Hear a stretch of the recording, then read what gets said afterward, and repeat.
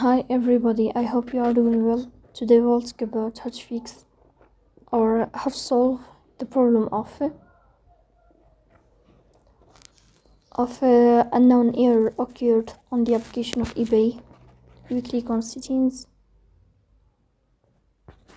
Here we click on apps, default apps, app settings. And above here we search about eBay and we click.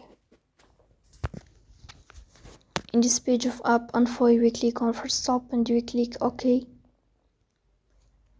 Here you will enter to storage. Then we click on clear cache.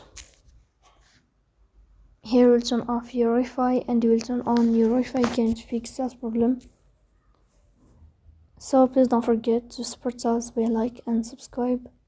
See you next time and thank you for your watching and your attention.